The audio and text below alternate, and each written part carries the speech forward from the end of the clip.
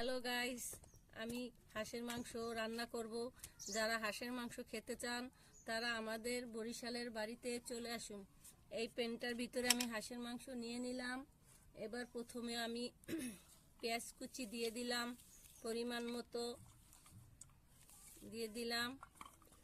এবার আমি কয়টা কাঁচামরিচ ভেঙে দিলাম, ঝাল যে যেরকম খান।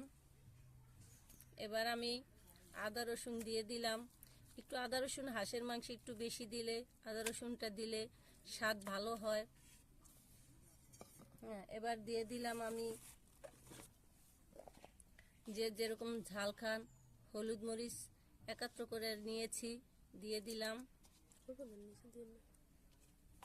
এবার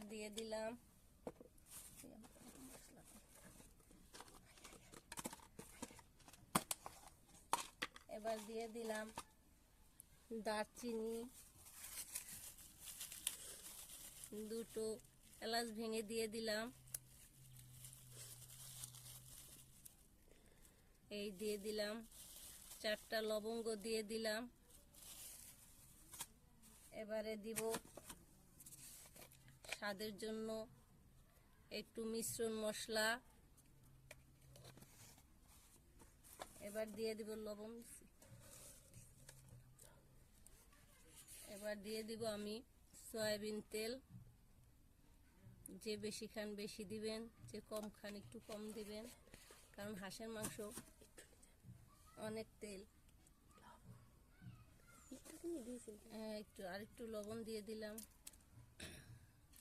এবার আমি মাখিয়ে নেব।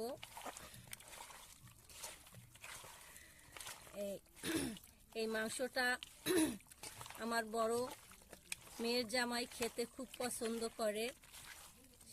আমার জামাইও খুব সুন্দরভাবে রান্না করতে পারে। একবার আমাদের বাড়িতে এসে আমি হাঁস এনে কুইটে ধুয়ে দিয়েছি, সে সুন্দর করে রান্না করেছে, খুবই মজা লেগেছে, খুবই টেস্টি হয়েছে। আমার জামাই হাঁস রান্না করতে খুব ভালো পারে। একটু মশলা কম হয়েছে, আর একটু হলুদ দিয়ে দিলাম।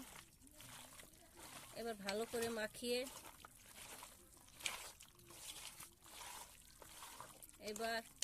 মাখিয়ে দিয়েছি।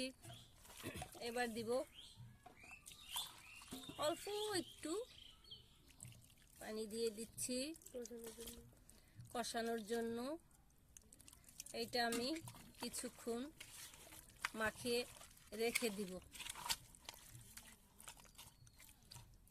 10-20 মিনিট রেখে দিব।